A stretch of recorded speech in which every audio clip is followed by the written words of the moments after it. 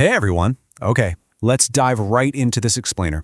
Today we're going to deconstruct an incredibly atmospheric Victorian sleep story to figure out the exact narrative mechanics that make it just so relaxing. If you've ever wondered why certain stories can completely turn your brain off while still keeping you totally captivated, well, you're absolutely in the right place. We're looking at a brilliant piece of quiet storytelling set on the rugged Cornish coast, and we're going to break down the precise formula this source uses to literally lull its audience into a state of profound peace. Now, what's really fascinating here is how the author uses this hypnotic opening line to instantly establish a calming rhythm, a rhythm that perfectly mimics the ocean's tides. Just listen to the cadence of those words: pushing, pulling back, pushing again. Before we even meet a single character or get a hint of the plot, the language itself is doing all the heavy lifting. It's almost like it's breathing for us. The source describes this not just as a sound, but as an actual condition of the air.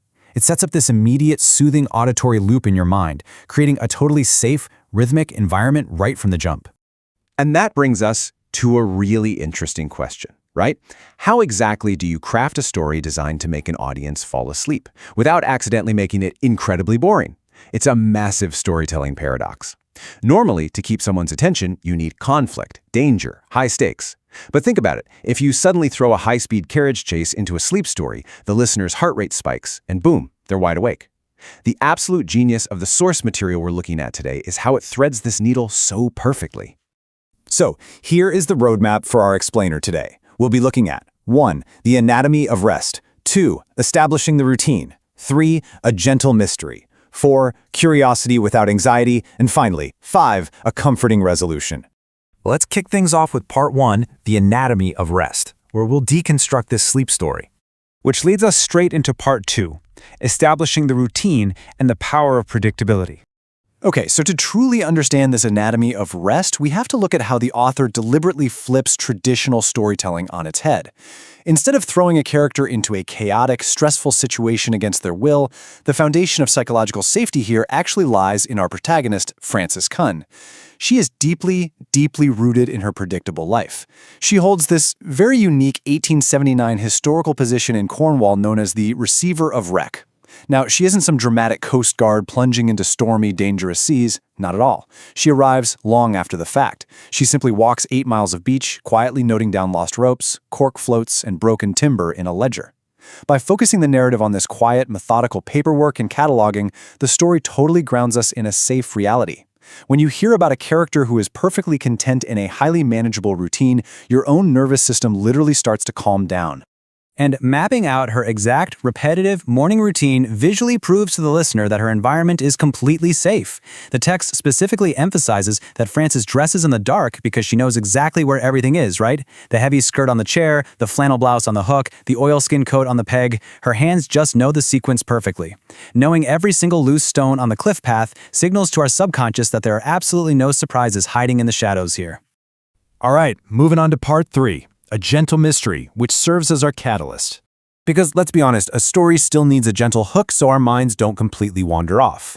If Frances just walked the beach and went home every day, we'd eventually detach. So when she discovers this carefully preserved object from a vessel called the Mara Ellen, the narrative introduces intrigue, but crucially without ever triggering alarm. She finds a box made of wood and iron swollen by water, holding an oilcloth book. It's very tactile, it's real. The mystery isn't a ticking time bomb, it's just a piece of history quietly delivered by the tide.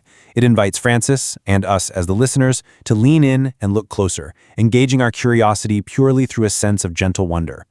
So, the really crucial point on this timeline is the 3-year gap. This completely highlights the slow, patient pacing of the ocean and mirrors the story's own calming intent. You see, the source notes that the final entry in the log is from 3 years and 3 weeks prior. By placing the tragedy 3 whole years in the past, the story entirely removes any sense of urgency. The ship has already been lost. The sea has already done its work. As the text notes, the Atlantic is not particularly interested in speed. And honestly, neither is this story. The pacing remains profoundly restful. Let's look at part 4, curiosity without anxiety, and how to engage the mind safely.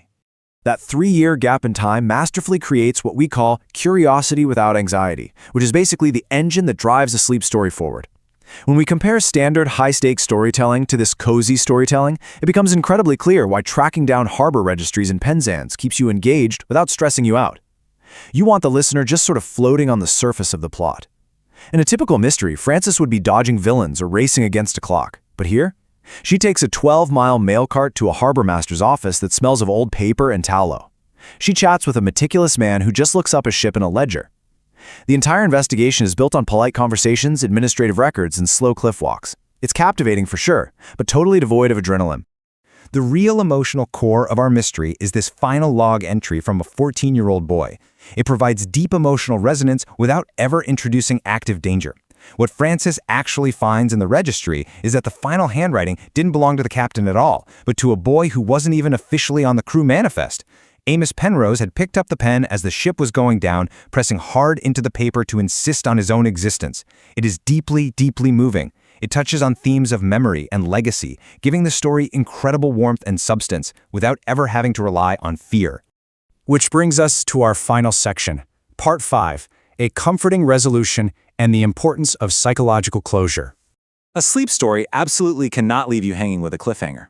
The brain needs to know that order is restored and all the loose ends are respectfully tied up before it can actually shut down for the night. So Frances walks 9 miles to return this box to the boy's mother, Mary. They share tea in her impeccably clean terrace cottage. Mary reveals that Amos actually built the waterproof box himself. The resolution isn't loud, it isn't dramatic. It's literally just 2 women sitting in a quiet kitchen in the soft November light, sharing the relief of a long-held burden finally being set down. It provides this profound feeling of being understood and being known, which is incredibly soothing. This beautifully written summary really captures how the pairing of a gentle routine with emotional closure creates a total masterpiece of relaxing fiction. As the source points out, it's the intersection of the boy's hope that someone would find his words and Frances's daily, unfailing routine of walking those beaches. It's the ordinary faithfulness of just showing up and paying attention. By resolving the narrative on this deeply philosophical, comforting note, the listener is left with a profound sense of peace. So, I want to leave you with this thought. What happens when we slow down enough to actually notice the quiet, repetitive details of our own lives? Perhaps there's a kind of magic in simply paying attention, just like Frances did on that Cornish coast. Thank you so much for joining me for this explainer today. Take a moment to think about that ordinary magic as you go about your day or as you drift off to sleep.